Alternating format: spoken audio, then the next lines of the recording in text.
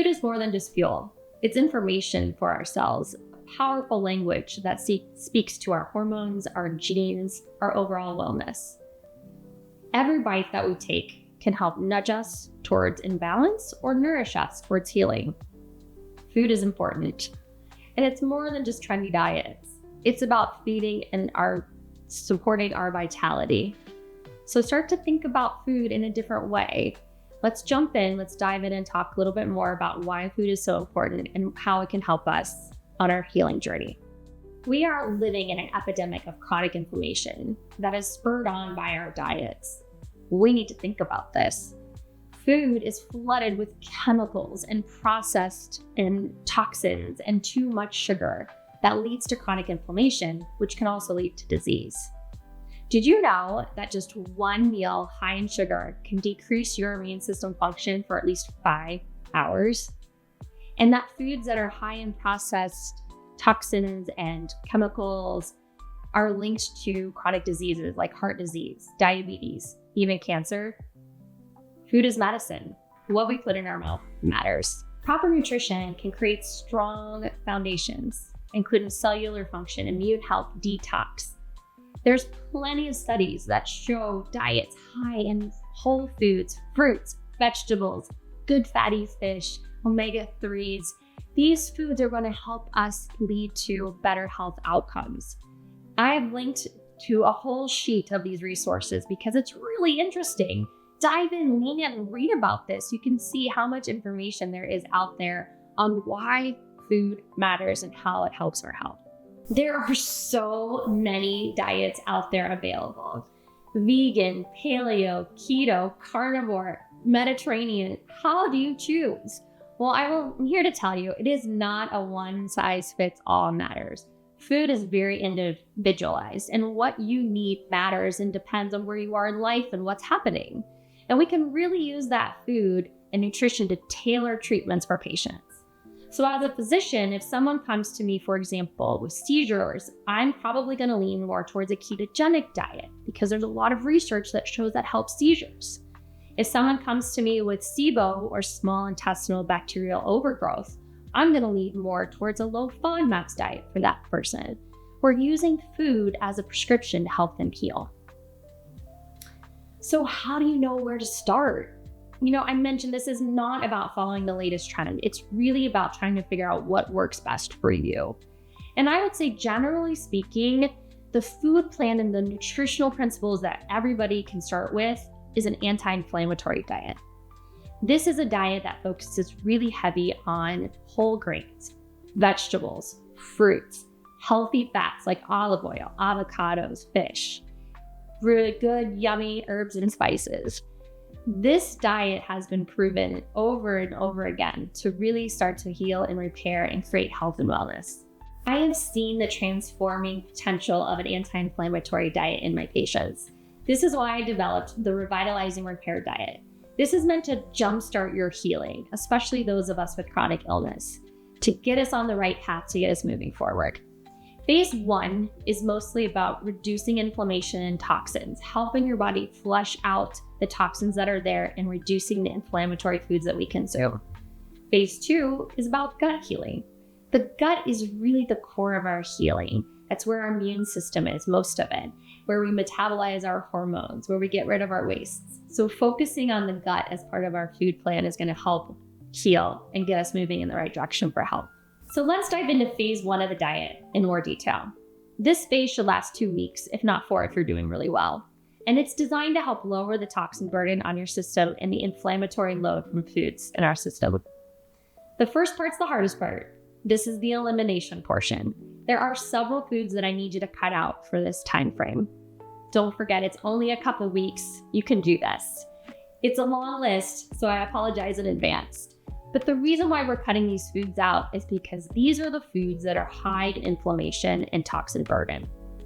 So we do need to cut out gluten, dairy, sugar, corn, soy, chicken, beef, legumes. I also really want you to try to cut out alcohol, caffeine, and refined sugar.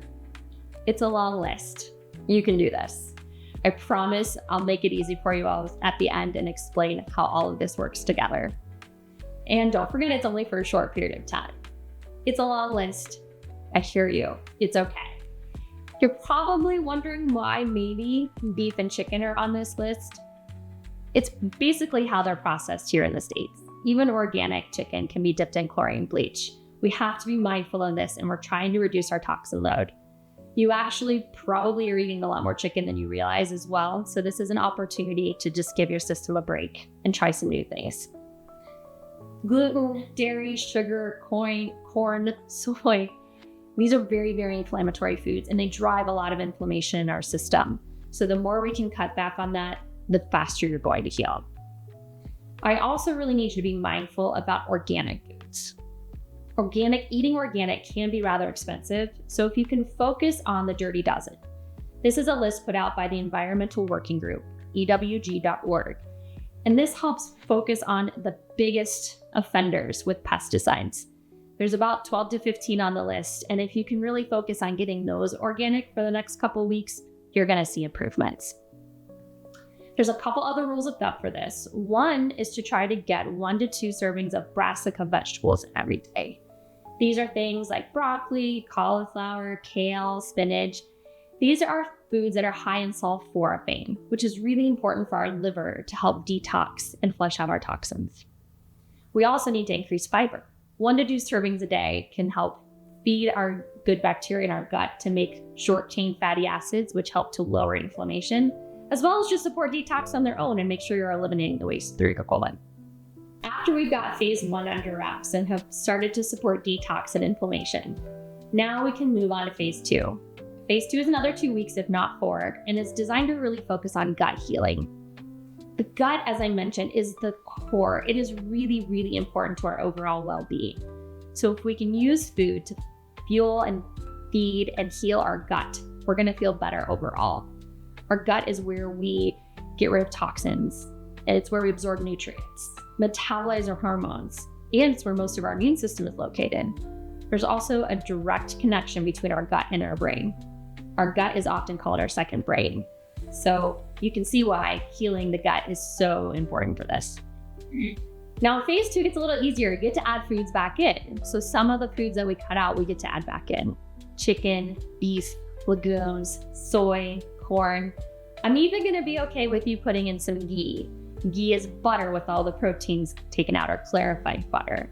It's less inflammatory without those proteins in it. This is gonna allow you to add more variety to your diet. I'm going to encourage you to try to add these foods back in one at a time, so you're not adding all the foods in on the same day. If you add all the foods on the same day and you have a sort of reaction, you won't be able to tell which food is causing it. So start with one, wait a couple days, add in the next. Slowly add them and incorporate them back into your diet. And listen to your body. If you add corn back in and you find out it doesn't agree with you, it causes bloating, fatigue, irritability, you gotta cut it back out. And I do still need you to be mindful about the really big culprits: gluten, dairy, and refined sugars.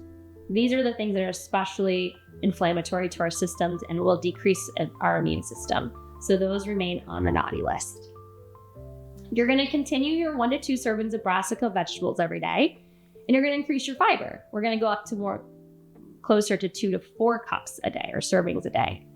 But because we get to add in beans and legumes back into the diet now as well, you can think about beans, chickpeas, lentils, other foods that are high in fiber to add back into your diet. You might be surprised. I didn't talk much about fiber on phase 1, but there's a lot of foods that are high in fiber you may not think are high in fiber, like berries or avocados. So there's great opportunities to get lots of fiber in your diet. You just may not know you're already getting it. Another thing I want you to add in on phase 2 are fermented foods. These are foods that are high in probiotics, or good bacteria. So we have prebiotics that feed the good bacteria, and then we have the good bacteria as well. Fermented foods are things like sauerkraut, kimchi, water, kefir, fermented cabbage juice. Also, you can find probiotic foods in high quality non-dairy yogurts as well. We want to avoid dairy, but we want to try to get these good foods. You also want to make sure that you're getting live sauerkraut.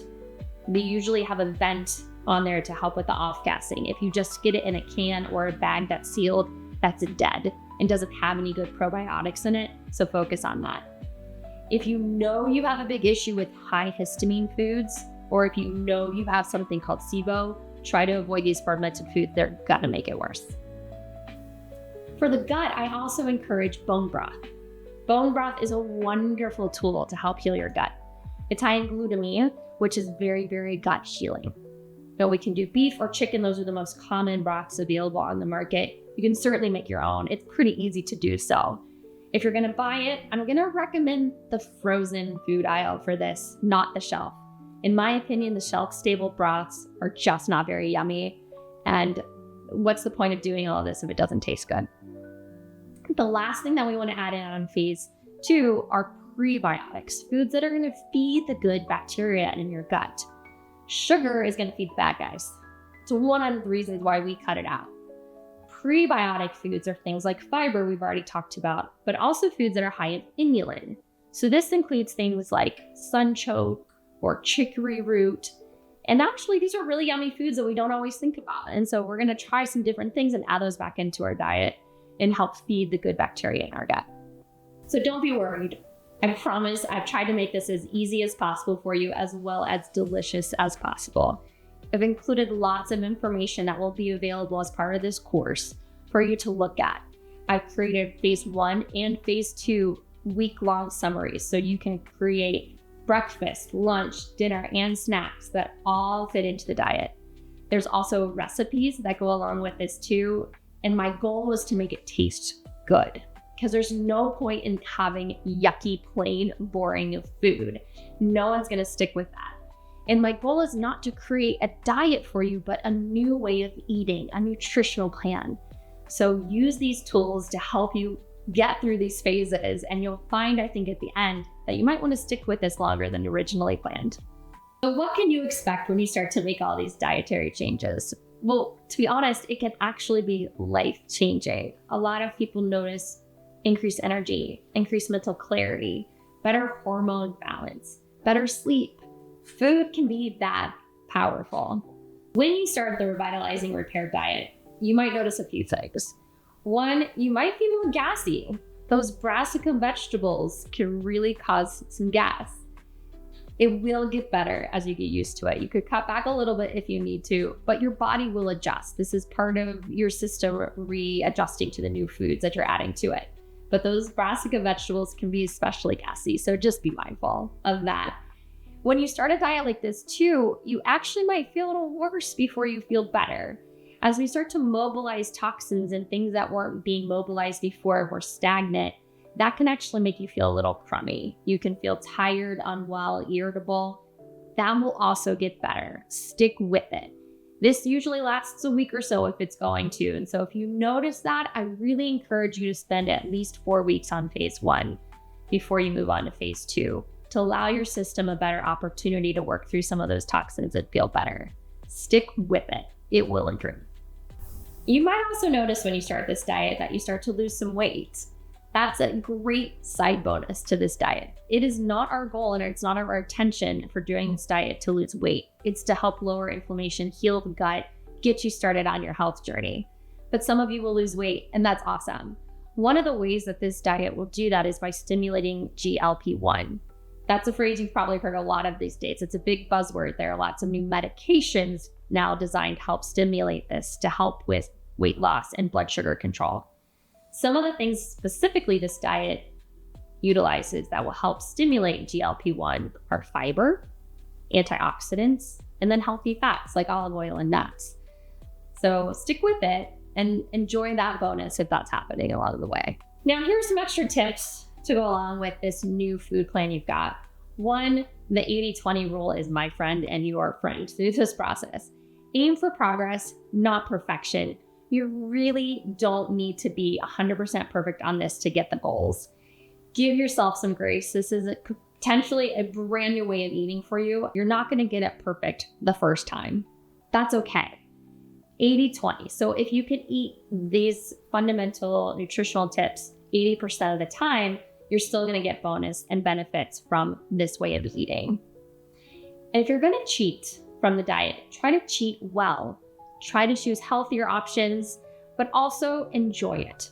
This is my rule of thumb. If you're going to go off of the diet, even for just a snack or a treat. Enjoy the treat. You have to really indulge and allow yourself and love yourself. You cannot just shove that food in your mouth and feel guilty about it. That defeats the purpose. So cheat well, but really focus on trying to get these principles down 80% of the time, and you'll still see the benefits from this. I also want you to get creative. Think of this not as a thing that you have to eliminate or follow these strict rules. It's an opportunity to get creative in the kitchen. Have you ever cooked with sunchoke before? Have you ever heard of chicory root? These are wonderful tools and new things that you can add to your repertoire so that you can have even more fun and get creative in the kitchen. So have fun with the diet.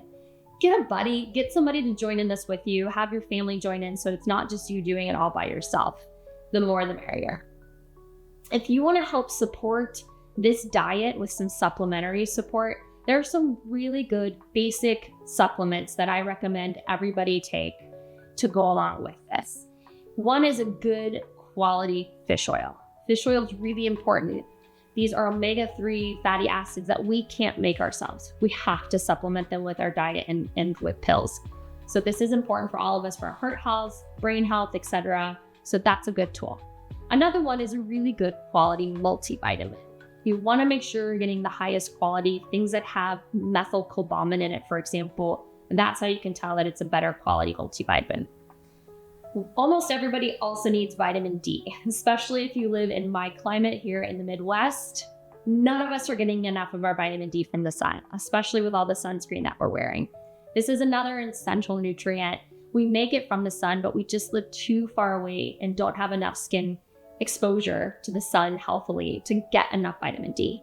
I usually will also add vitamin K to that. The vitamin K helps the vitamin D also protect your heart and your bones.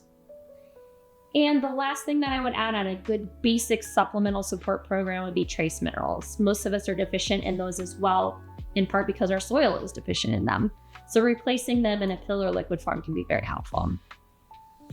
Now, if you are someone who is noticing some of the weight loss benefits of the diet and you really want to boost that, there's some supplements that you can add for that mix as well. So there are some different metabolic aids that you can take as a supplement to help you reach your goals faster. There are some newer ones on the market that are full of antioxidants. Berberine is a great addition, and there are also some specific probiotics that help boost that GLP-1 production as well. Now, I'm going to link to all of these supplements in the after show notes so that you'll have exactly what my favorites are, linked to them to make it as easy as possible. I spent a lot of time going to supplement manufacturing companies and really auditing them and learning what companies had the best ingredients and the best outcomes. So I'm going to share that with you, and it'll all be available for you in this program. Food is not just fuel, it's medicine. It's the most accessible, powerful tool you have to make steps forward in your health and healing. When you make those intentional choices to nourish your body, it will repay you and you will start to feel better. One small change, adding extra fruits, more colorful things to your diet, cutting out one food at a time. These are steps that you can make towards helping use food as medicine and healing your system. Remember, it's all about progress, not perfection. Give yourself grace, especially if these are new big changes for you. Build into it. Use the Revitalizing Repair Diet. You can download all of the information I mentioned earlier to make it as easy as possible for you. You can also explore the additional resources we have online for you as well. These include that Dirty Dozen list and the list of references and scientific studies that explain why food and nutrition is so helpful. And last but not least, you can always schedule a consultation with one of our teammates or a health coach who can help walk you through the diet in a lot more detail and fit it into your life, as well as hold you accountable for it. I created this diet using anti-inflammatory nutritional principles because I see it work, and I have seen this diet make big changes. And a lot of my patients will stick with the same diet and that 80-20 rule throughout their life. It's become a new way of life, not just a fad diet. This is potential to help your healing in so many ways. So good luck and enjoy.